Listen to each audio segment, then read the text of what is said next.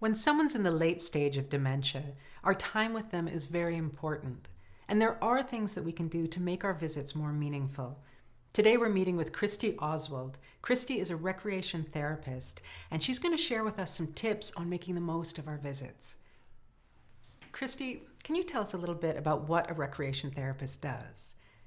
So a recreation therapist is someone that you would typically find in a care home. The odd time you'd find them in the community, but most often in a care home.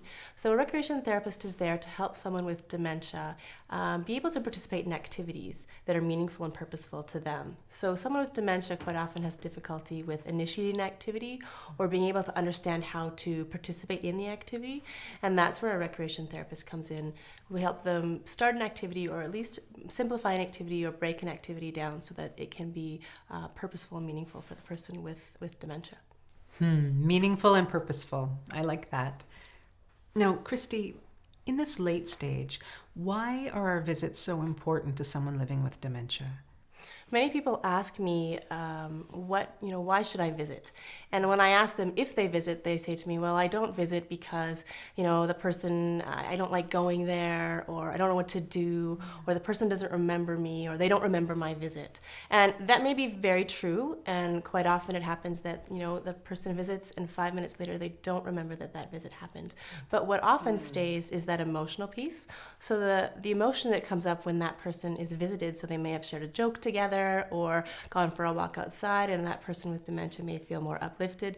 That emotion, that feeling, what research has shown is that quite often that can last a long time after the visit has happened. So if I'm planning a visit, where should I start? What should I be thinking about? Well, it's important that we think about the person first and foremost. So the person in terms of where they are in their abilities and what their interests are. So when I often talk about dementia, when we do talk about dementia, we talk about so often about all the losses that someone has, so what they can't do anymore. But with activities, that's the really neat thing, is that you can talk about what they still can do. So I'll often ask a care partner, what are 5 things that the person that you're caring for can still do? So they may be, let's say for example, they can still walk, or they can still eat, or they can still read, or they can still converse.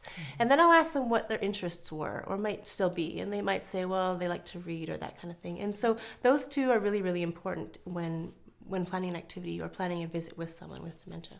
I see we need to focus on what the person can still do. That's good to know. Can you give me an example?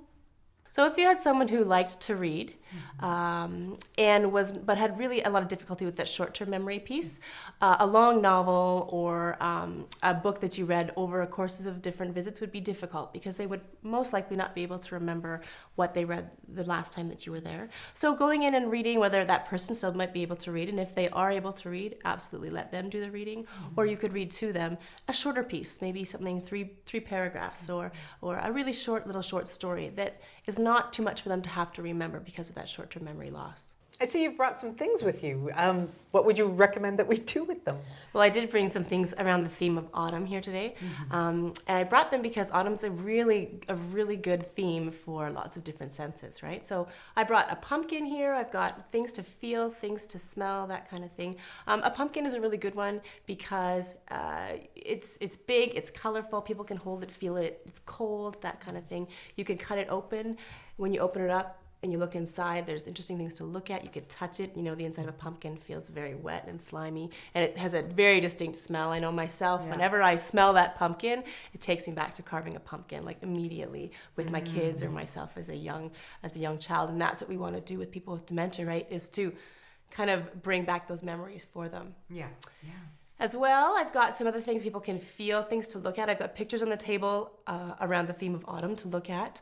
Very colorful pictures, but still quite simple around one theme, not very busy pictures. I've brought some corn. An interesting activity, a really neat activity to do is just taking some corn and putting it in someone's hand. And it's amazing how so many people have shucked corn before that they kind of almost instinctively start doing that, right, as an activity.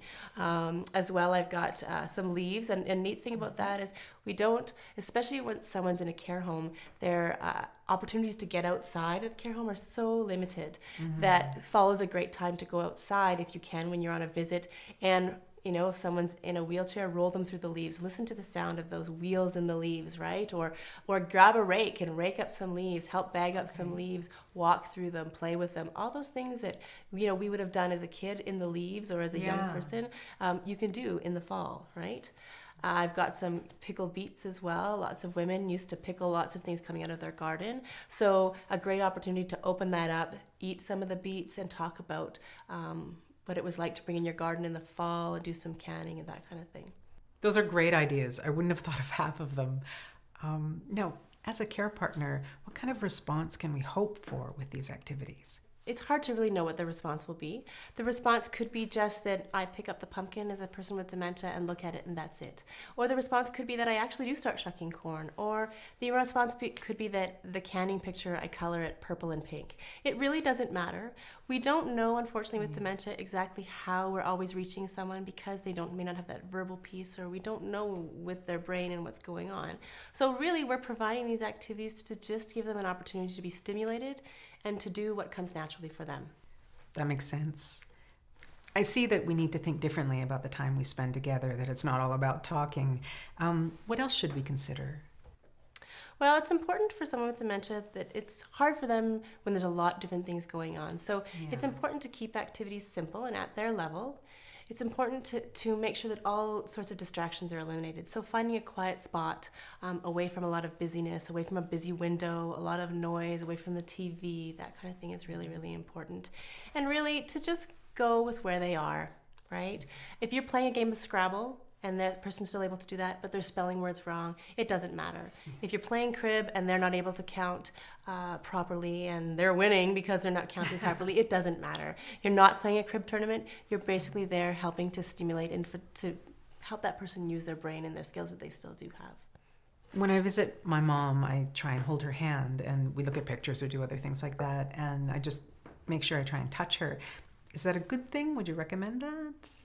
Yeah, absolutely. I'm big on promoting people touching, hugging, holding hands, that kind of thing. When people move into a care home, quite often the whole concept of loving, purposeful, meaningful touch it kind of falls by the wayside, and touch becomes more a personal care type touch. So I'm getting fed, I'm getting my clothes put on, I'm getting out of bed, I'm getting put back into bed. So really through activities, meaningful activities, a great place for people to still have that hug, that handheld, that kind of thing. When I think of myself and my kids, I'm always getting hugs and hands held and someone's wrapped around my leg. But when someone gets older and moves into care, that type of touch really diminishes. So in a visit, it's a perfect opportunity for that kind of touch to happen. And a great example, or a great activity for someone to use is a hand massage. Just getting some really nice scented hand cream and massaging someone's hand is a great activity that really stimulates so many different senses as well. Oh, what a great idea. I'll try that for sure. Now, Christie, would you recommend anything to help get family and friends on side to create these meaningful visits? You don't want to offend them by telling them how to visit their mother and their friend, but you do have some tips to share, so you want to share that. I think for lots of people coming to visit, it's difficult for them and they feel uncomfortable. So I'd want them to come in and have a meaningful and enjoyable time with my mother or whoever the person is that I'm caring for. A great idea is a visitor's journal or a visitor's log that can be left bedside or in the side table. And basically when people come and visit, they write down kind of what they did and a short little piece about how it went. So I took Dad to the park. He loved watching the kids. Sure. It was a beautiful day. Do that activity again. Or we went over to McDonald's to have an ice cream and it was horrible. I wouldn't do that again. Just something to give people an idea of how the visit went and something else you could try again. Oh, that's a great idea. What other things in the room? Are there ways that we can make their space more comfortable for them? I always recommend to care partners that we try to make their space as familiar as possible, especially if they're moving into a care home, because it's so brand new. And for people with dementia, new things are really, really difficult. So bringing in things to their room if you're allowed to, or setting up their room if they're still at home with you, with things that make them feel more very at home. So maybe their favorite chair or a quilt that was really, really special to them, putting pictures on the wall of meaningful events, people, that kind of thing. All those kinds of things can help them feel more at home and more familiar with their surroundings, for sure. And the added benefit to that is when someone moves into a care home, that helps to build a sense of personhood for that person, for all the people who come into that room, who don't know that person before their diagnosis or before they come into the care home. They get to know that person from their surroundings and what's inside of their room. Thank you so much for this, Christie. I love these practical ideas for enjoying a good visit together. I plan to put them to very good use, and I hope you can too.